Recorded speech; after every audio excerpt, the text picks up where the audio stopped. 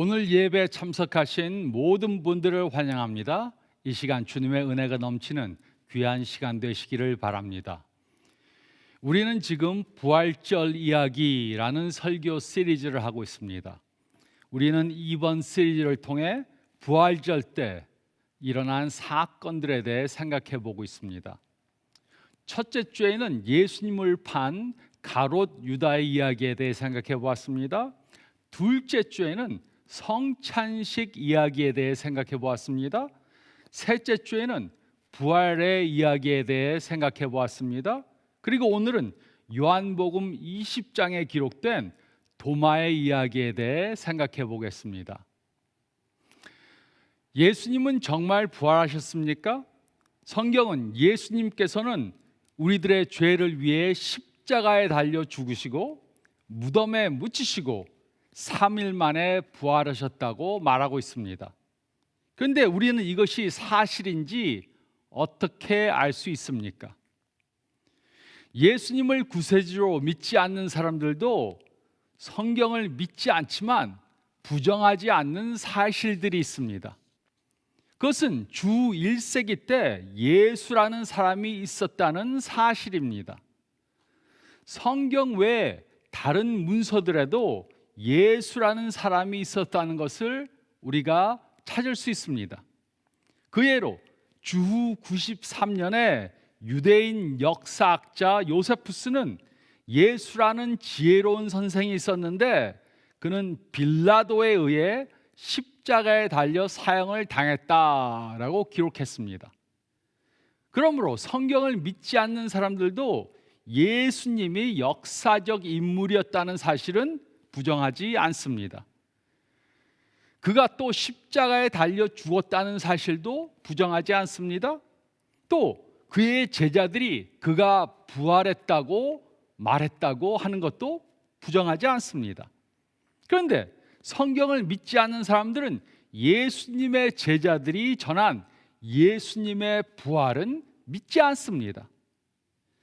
예수라는 사람이 있었다는 것과 그가 십자가에 달려 죽었다는 것과 이 두 가지는 부인하지 않지만 예수님이 죽음에서 부활하셨다는 것은 사실로 믿지 않습니다. 그래서 예수님 때로부터 시작해서 예수님의 부활을 믿지 않는 사람들은 여러 가지 설로 예수님의 신이 없어진 것에 대해서 설명하려고 했습니다. 그들은 여러 가지 설을 만들어서 왜 예수님의 시신이 없어졌는가 설명하려고 했습니다. 첫째는 기절설입니다. 기절설. 이 설을 믿는 사람들은 예수님께서 십자가에서 죽지 않고 그냥 기절했었다고 그렇게 말합니다. 그래서 기절한 예수님의 몸을 시원한 무덤 안에 넣으니까 예수님께서 깨어나서 무덤 밖으로 나와서 다시 돌아가셨다고 그렇게 믿습니다. 그러나 이 설에는 문제가 있습니다. 로마 병정들이 예수님께서 죽었는지 확인했습니다. 그리고 그가 이미 돌아가셨기 때문에 그의 다리를 부러뜨리지 않았습니다. 또 예수님께서 무덤 밖으로 나와서 돌아가셨다면 죽은 시체가 있어야 했습니다. 그러나 예수님의 부활을 믿지 않는 사람들도 예수님의 시체를 증거로 제시할 수 없었습니다. 그 대신 많은 사람들은 부활한 몸을 가진 예수님을 직접 보았습니다. 둘째는 시체 도난설입니다. 시체 도난설. 이 설을 믿는 사람들은 예수님이 죽으신 후에 그의 제자들이 밤에 와서 예수님의 시체를 훔쳐가고 예수님이 부활하셨다고 거짓 소문을 퍼뜨렸다고 그렇게 생각합니다. 그러나 이 설에도 많은 문제가 있습니다. 예수님의 제자들은 예수님이 돌아가셨을 때 자신들도 죽을까 봐 무서워서 숨어 있었습니다. 이들은 용기가 없는 겁쟁이들이었습니다. 그리고 제자들이 예수님의 시체를 훔치고 거짓말을 퍼뜨렸다면 그들은 자신들이 만들어낸 거짓말 때문에 순교를 당하지 않았을 것입니다. 그리고 또 아무도 예수님의 시체를 증거로 제시할 수 없었습니다. 셋째는 환상설입니다. 환상설. 이 설을 믿는 사람들은 예수님의 제자들이 예수님의 부활을 고대하다가 예수님을 환상으로 본 것이라고 그렇게 말합니다. 그러나 이 설에도 많은 문제가 있습니다. 이 설이 사실이라면 그들은 예수님의 시체를 증거로 보여줄 수 있어야 했습니다. 그리고 어떻게 많은 사람들이 여러 번에 걸쳐서 다 함께 예수님의 환상을 볼 수 있었겠습니까? 게다가 예수님의 제자들은 예수님께서 부활하실 것이라고 기대하지 않았습니다. 그들은 예수님께서 부활하셨다는 소식을 듣고도 그 사실을 믿지 않았습니다. 그러므로 제자들이 예수님의 부활을 고대하며 기다렸다는 것은 사실이 아닙니다. 그러므로 이런 설들에는 문제가 있습니다. 그뿐만 아니라 우리가 예수님의 부활을 믿는 것은 그것을 증명해 주는 여러 가지 증거들이 있기 때문입니다. 그 증거들이 무엇입니까? 첫째는 부활에 대한 예언입니다. 부활에 대한 예언. 메시아가 죽었다가 부활하실 것이라는 것은 구약에 예언되어져 있습니다. 그리고 예수님께서는 자신이 죽었다가 부활하실 것이라고 여러 번에 걸쳐 예언해 주셨습니다. 만약 누군가가 자신이 죽었다가 3일 만에 부활할 것이라고 말한다면 아마도 그의 가족들은 그를 정신병원에 데리고 갈 것입니다. 세상에 누가 이런 예언을 할 수 있습니까? 그러나 예수님께서는 자신이 부활하실 것을 알고 예언하셨고 그 예언은 그대로 이루어졌습니다. 둘째는 빈 무덤입니다. 빈 무덤. 예수님은 분명히 돌아가셨습니다.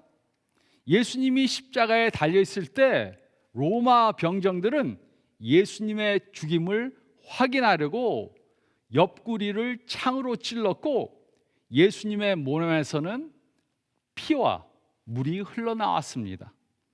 이것은 예수님이 분명히 돌아가셨다는 것을 말해줍니다. 또 그뿐만이 아니고 빌라도는 예수님이 죽었다는 확인서를 받은 후에 예수님의 시체를 아리마대 사람 요셉에게 내어주었습니다. 그러므로 예수님은 분명히 죽은 후에 무덤에 장사되었습니다. 그의 시신은 무덤에 넣어지고 무덤 문은 무거운 돌로 닫혔습니다. 그 돌은 여러 명이 굴려야 옮길 수 있는 아주 큰 돌이었습니다. 그리고 그 무덤 앞에는 로마 군인들이 아무도 무덤에 출입하지 못하도록 지키고 있었습니다. 그러나 부활절 아침에 무덤 문이 열리고 예수님의 몸은 부활했습니다. 예수님을 죽인 사람들조차도 예수님의 몸이 없어졌다는 사실을 부인할 수 없었습니다. 그래서 그들은 무덤을 지키던 병정들에게 뇌물을 주고 그들에게 예수님의 제자들이 밤중에 와서 예수님의 몸을 훔쳐갔다고 거짓말하게 했습니다. 예수님의 빈 무덤은 예수님께서 부활하셨다는 증거입니다. 요즘도 예루살렘에 가면 예수님의 무덤이 있던 곳이 있습니다. 그러나 그곳에는 예수님의 시체가 없습니다.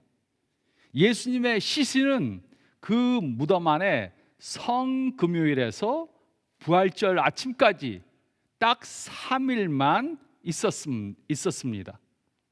그러므로 예수님의 시체가 없다는 것은 예수님의 부활을 증명해 주는 증거 중에 하나입니다. 또 셋째는 제자들의 증언입니다. 제자들의 증언. 많은 사람들이 부활하신 예수님을 보았다고 증언했습니다. 12 제자들이 예수님의 부활을 보았다고 말했습니다. 또 500명이 넘는 사람들이 예수님을 보았다고 증언하였고, 그들 중 대부분이 고린도전서가 기록될 때 살아 있었습니다. 예수님께서는 예수님의 부활을 기다리던 사람들, 고대하며 기다리던 사람들에게만 나타나신 것이 아닙니다. 예수님의 부활을 믿지 않고 믿는 사람들을 핍박하던 바울과 같은 사람에게도 예수님은 나타나셨습니다. 많은 사람들이 부활하신 예수님을 목격했다고 증언했습니다. 또 넷째는 제자들의 변화된 삶입니다. 제자들의 변화된 삶. 예수님께서 붙잡히시자 그의 제자들은 예수님을 버리고 다 도망갔습니다. 그러나 그들이 부활하신 예수님을 본 후에 그들은 완전히 바뀐 사람들이 되었습니다. 그리고 그들은 모두 부활하신 예수님에 대해 전하다가 순교를 당했습니다. 그들이 변화된 이유가 무엇이었습니까? 그것은 그들이 부활하신 예수님을 보았기 때문입니다. 이 증거들은 모두가 예수님의 부활을 믿게 해주는 중요한 이유들입니다. 이 증거들은 매우 중요합니다. 그러나 예수님의 제자가 된 우리들에게 예수님의 부활을 믿는 가장 중요한 이유는 우리들의 경험이어야 합니다. 우리들의 경험. 이것이 요한복음 20장에서 도마가 깨달은 것입니다. 그러므로 예수님의 부활을 확실히 믿으려면 우리도 도마가 경험한 것을 경험해야 합니다. 첫째로 24절로 25절 말씀을 보면 우리는 부활하신 예수님을 만나야 합니다. 우리는 부활하신 예수님을 만나야 합니다. 24절로 25절은 다음과 같이 기록했습니다. 12 제자 중에 하나로서 디두모라 불리는 도마는 예수께서 오셨을 때에 함께 있지 아니한지라 다른 제자들이 그에게 이르되 우리가 주를 보았노라 하니 도마가 이르되 내가 그의 손에 못자국을 보며 내 손가락을 그 못자국에 넣으며 내 손을 그 옆구리에 넣어보지 않고는 믿지 아니하겠노라 하니라. 예수님께서는 부활하신 그날 제자들에게 나타나셨습니다. 그러나 그때 도마는 그들과 함께 있지 않았습니다. 그가 그때 어디에 있었는가는 성경이 말해주지 않습니다. 그 후 그가 다른 제자들과 있을 때, 그들에게 돌아왔을 때 그들은 도마에게 우리가 부활하신 예수님을 보았다라고 말해 주었습니다. 그때 도마는 어떻게 반응했습니까? 그는 할렐루야! 예수님이 부활하셨구나! 이렇게 말하지 않았습니다. 그는 예수님이 하신 말씀을 믿지 않았습니다. 그는 다른 제자들이 하는 말도 믿지 않았습니다. 그래서 그는 내가 그의 손에 못자국을 보며 내 손가락을 그 못자국에 넣으며 내 손을 그 옆구리에 넣어보지 않고는 믿지 않겠다, 이렇게 말했습니다. 그는 과학적으로 생각하는 사람이었습니다. 그는 보는 것이 믿는 것이라는 신념을 가지고 있었습니다. 그의 태도는 요즘 사람들이 가지고 있는 태도와 비슷합니다. 그들은 기독교가 자신들이 가지고 있는 시험 과정을 통과하지 않으면 믿지 않겠다고 그렇게 말합니다. 그들은 과학적인 근거가 있어야 부활을 믿겠다고 말합니다. 예수님께서는 이런 도마에게 어떻게 대해 주셨습니까? 저 같으면 이런 괘씸한 녀석이 있는가, 그렇게 말씀하셨을 것입니다. 그러나 예수님께서는 의심이 많은 도마를 찾아와 주셨습니다. 그리고 예수님께서는 자신을 도마의 시험대에 내어주시면서 도마가 믿도록 도와주셨습니다. 26절은 다음과 같이 기록했습니다. 여드레를 지나서 제자들이 다시 집 안에 있을 때 도마도 함께 있고 문들이 닫혔는데 예수께서 오사 가운데 서서 이르시되 너에게 평강이 있을지어다 하시고, 예수님께서 다른 제자들에게 나타나신 지 일주일이 지났습니다. 예수님께서 주일에 부활하셨으므로 이날은 일주일이 지난 주일이었습니다. 요한이 이 사실을 기록한 이유가 있습니다. 요한은 유대인들은 안식일에 하나님께 예배드리는데 그리스도인들은 왜 주일에 예배를 드리는지 설명해 준 것입니다. 그리스도인들은 예수님의 부활을 기념하기 위해 예수님이 부활하신 주일에 예배를 드리게 된 것입니다. 도마를 제외한 예수님의 제자들은 부활한 예수님을 이미 일주일 전에 배웠지만 아직도 두려움에 쌓여서 문을 걸어 잠그고 집 안에 있었습니다. 이때 부활하신 예수님께서는 그들 가운데 갑자기 나타나셨습니다. 그리고 두려움 가운데 있는 제자들에게 평강이 있을지어다 라고 말씀하셨습니다. 이때에는 일주일 전과 달리 도마도 그들과 함께 있었습니다. 예수님께서는 그 도마에게 이렇게 말씀하셨습니다. 27절은 다음과 같이 기록했습니다. 도마에게 이르시되 내 손가락을 이리 내밀어 내 손을 보고 내 손을 내밀어 내 옆구리에 넣어보라. 그래하여 믿음 없는 자가 되지 말고 믿는 자가 되라.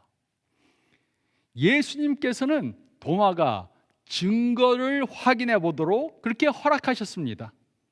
이것을 통해 예수님께서는 우리와 항상 함께 하시고 우리가 하는 대화를 항상 듣고 계신 분이란 것을 증명해 줍니다.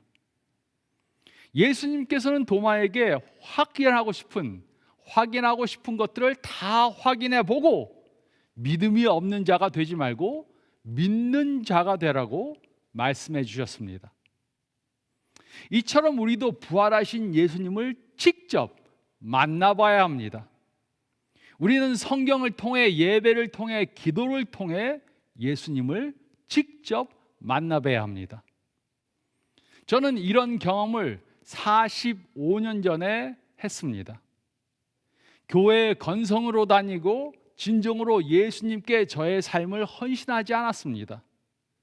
머리로만 믿는 신앙생활을 했습니다. 그러다가 성경에서 말해주는 예수님을 직접 개인적으로 만나 뵈었습니다. 그때 저의 삶을 예수님께 헌신하고 예수님의 제자가 되기로 결심했습니다. 그 후 부활하신 예수님을 믿는 확실한 신앙을 갖게 되었습니다.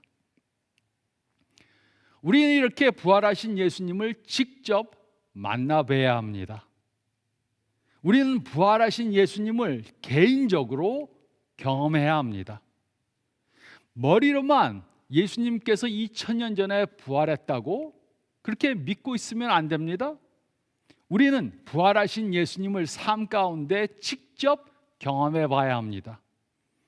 우리는 예수님을 우리 삶 가운데 모시고 예수님과 동행하는 삶을 살아야 합니다. 그러면 절대로 예수님을 부인할 수 없게 될 것입니다.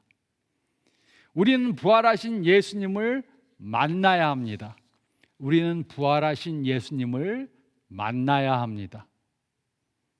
그리고 둘째로 28절로 29절 말씀을 보면 우리는 부활하신 예수님을 믿어야 합니다. 우리는 부활하신 예수님을 믿어야 합니다. 부활하신 예수님을 본 도마는 어떻게 반응했습니까? 28절은 다음과 같이 기록했습니다.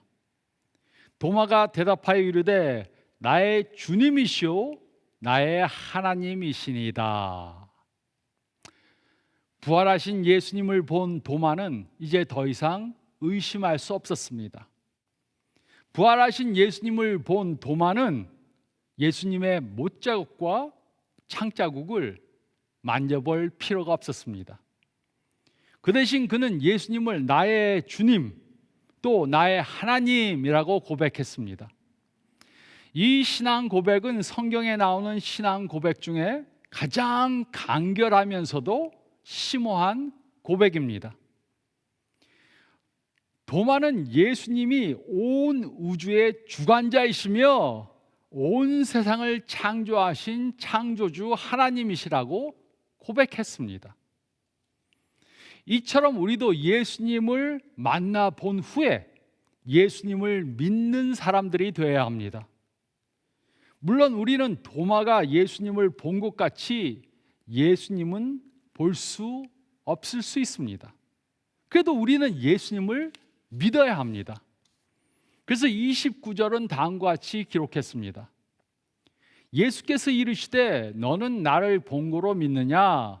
보지 못하고 믿는 자들은 복되도다 하시니라.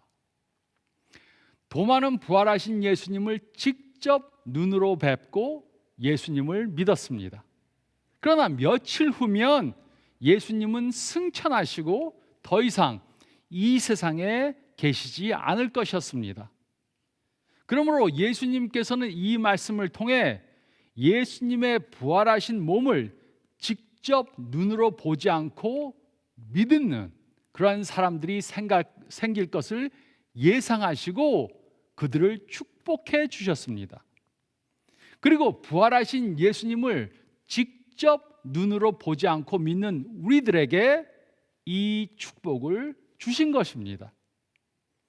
부활하신 예수님을 직접 눈으로 뵙고 믿는 사람들은 복을 받은 사람들입니다. 하지만 예수님을 직접 눈으로 보지 않아도 믿는 사람들은 이보다 더 축복받은 사람들입니다. 물론 요즘에도 예수님을 꿈이나 환상으로 볼 수 있는 경우가 있을 수 있습니다.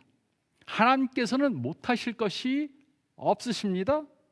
하지만 대부분의 사람들은 예수님을 직접 보지 못할 것입니다. 그렇다고 예수님을 믿을 수 없는 것이 절대로 아닙니다. 우리는 부활하신 예수님께서 우리 삶 가운데 역사하시고 우리를 보호하시고 우리를 인도하시는 것을 볼 수 있습니다. 우리는 눈으로는 보지 못해도 부활하신 예수님을 얼마든지 삶 가운데서 만날 수 있습니다. 그러면 우리는 부활하신 예수님을 더 이상 부인할 수 없게 될 것입니다. 우리는 부활하신 예수님을 만나야 합니다. 그리고 우리는 부활하신 예수님을 믿어야 합니다. 우리는 부활하신 예수님을 믿어야 합니다. 그리고 셋째로 30절과 31절 말씀을 보면 우리는 부활하신 예수님을 전해야 합니다. 우리는 부활하신 예수님을 전해야 합니다. 30절로 31절은 다음과 같이 기록했습니다. 예수께서 제자들 앞에서 이 책에 기록되지 아니한 다른 표적도 많이 행하셨으나 오직 이것을 기록함은 너희로 예수께서 하나님의 아들 그리스도이심을 믿게 하려 하며 또 너희로 믿고 그 이름을 힘입어 생명을 얻게 하려 함이니라. 도마와 다른 제자들은 부활하신 예수님을 믿은 후에 완전히 변화된 삶을 살았습니다. 요한은 예수님에 대해 증거하기 위해 요한복음을 기록했고 결국 잡혀서 귀양 갔다가 그곳에서 죽었습니다. 교회 역사에 의하면 도마는 인도에까지 가서 전도하다가 그곳에서 죽임을 당했다고 말하고 있습니다. 베드로를 비롯한 다른 제자들도 전부 다 순교를 당했습니다. 그들은 부활하신 예수님을 만나고 믿고 그 예수님을 전하다가 순교당하는 그러한 사람들이 되었습니다. 그들은 모두 부활하신 예수님 때문에 삶이 완전히 바뀌는 사람들이 된 것입니다. 그리고 이것이 우리가 해야 하는 것입니다. 이 세상에 많은 사람들이 살고 있지만 왜 사는지 모르고 사는 사람들이 대부분입니다. 특별한 목적이 없이 그냥 존재합니다. 하지만 예수님을 믿는 우리들은 그렇게 살면 안 됩니다. 부활하신 예수님께서는 그의 제자들에게 분명한 목적을 주셨습니다. 그것은 우리의 말과 행동을 통해 예수님에 대해 전하는 것입니다. 그리고 이 목적은 우리들의 삶의 목적이 되어야 합니다. 이 목표를 가지고 살아야 우리는 분명한 사명을 갖게 되는 것입니다. 사랑하는 사람을 위해 기도하다가 예수님의 복음의 메시지를 전해서 그 사람이 예수님을 영접하는 것을 경험한 분들은 잘 아실 것입니다. 이보다 더 큰 기쁨을 주는 일은 없습니다. 이보다 더 큰 삶의 의미를 주는 일은 없습니다. 그래서 우리는 부활하신 예수님에 대해 전해야 합니다. 이것이 우리들의 삶의 목표가 되어야 합니다. 우리는 부활하신 예수님을 전해야 합니다. 우리는 부활하신 예수님을 전해야 합니다. 예수님께서는 말씀하신 대로 우리들의 죄를 위해 죽으시고 또 우리들에게 부활이 있다는 것을 증명해 주시기 위해 죽음에서 부활하셨습니다. 예수님의 제자들은 부활하신 예수님을 만나고 믿고 그 예수님에 대해 전했습니다. 우리도 이 예수님을 만나고 믿어야 합니다. 그래야 우리는 예수님을 통해 영생을 얻을 수 있습니다. 그리고 우리는 아직 예수님을 모르는 사람들에게 부활하신 예수님에 대해 전해야 합니다. 예수님 없이는 소망을 갖고 살 수 없습니다. 이 세상에서의 삶은 어렵고 위험하고 언제 어떤 일이 일어날지 모릅니다. 가족들이 아침에 일어나서 집을 나가도 무사히 저녁에 돌아온다는 보장이 없습니다. 예수님이 없는 삶은 소망이 없는 삶입니다. 예수님이 없는 삶은 목적이 없는 삶입니다. 예수님이 없는 삶은 항상 불안한 삶이 됩니다. 그러므로 예수님을 만나고 예수님을 믿고 예수님에 대해 전하는 삶을 살아야 합니다. 이런 삶을 사시는 저와 여러분들이 되시기를 부활하신 예수님의 이름으로 축원드립니다. 저희 다 같이 기도드리겠습니다. 잠깐 머리를 숙이시고 오늘 말씀 다시 한번 묵상해 보시기 바랍니다. 지금 어느 신앙의 단계에 있습니까? 우리들 중에는 아직 예수님을 만나보지 못한 분들이 있을 수 있습니다. 예수님에 대해 들어서 어렴풋이 예수님에 대해서 머리로는 알고 있지만 아직 그 예수님을 만나보지 못했을 수 있습니다. 그렇다면 기도하면서 하나님께 예수님을 직접 만나보는 기회를 달라고 기도하시기 바랍니다. 성경 말씀을 통해, 기도를 통해, 또 예배를 통해, 아니면 다른 전도하는 사람을 통해 예수님을 개인적으로 만나보게 도와주세요. 기도하시면서 성경 말씀을 보고 기도하시기 바랍니다. 또 우리 가운데는 예수님을 믿지만 아직도 그 믿음이 흔들리는 분들이 있을 수 있습니다. 어떤 때는 믿는 것 같은데 어떤 때는 믿지 못할 것 같고, 이런 분들은 더 예수님을 확실히 믿기 위해 기도하시기 바랍니다. 부활하신 예수님을 계속해서 삶 중에 경험하면서 더욱더 깊은 흔들리지 않는 믿음을 갖게 기도하며 신앙생활 하시기 바랍니다. 또 우리들 가운데는 예수님을 만나고 믿지만 전도하는 삶을 살지 못하는 분들이 있습니다. 전도가 우리 삶의 가장 중요한 목표가 되지 않으면 우리는 삶의 의미를 잊을 수 있습니다.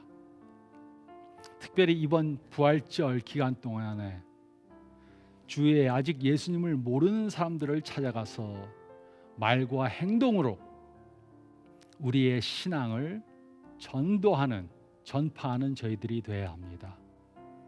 하나님께 기도하시면서 주님, 저에게 그러한 확신을 주시고 저희 주위에 아직 예수님을 모르는 사람들이 많은데 그분들에게 나의 말과 행동으로 예수님에 대해 전하게 도와주세요.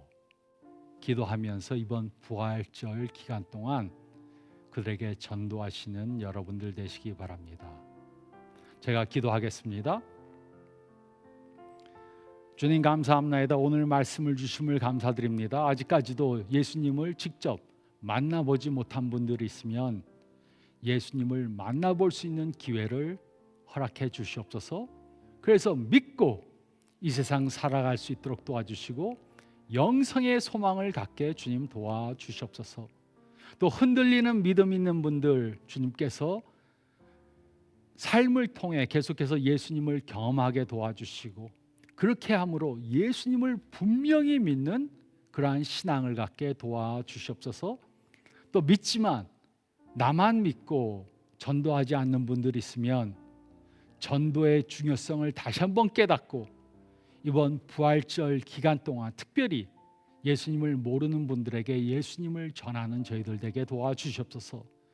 또 예수님을 믿지만 교회를 떠나고 신앙생활하지 않는 분들도 이번 부활절 기간 동안 교회로 초청해서 같이 신앙생활할 수 있도록 전도하는 저희들 되게 도와주시옵소서. 이렇게 예수님을 만나고 믿고 전하는 그러한 삶을 사는 이번 부활절 기간 되게 도와주시고 역사해 주시옵소서. 감사드릴 때 이 모든 말씀 우리 주님 예수 그리스도 이름 받들어 간절히 기도드리옵나이다. 아멘. 이렇게 예수님을 만나고 믿고 전도하는 이 주간 되시기 바랍니다. 건강한 한 주간 되시기 바랍니다.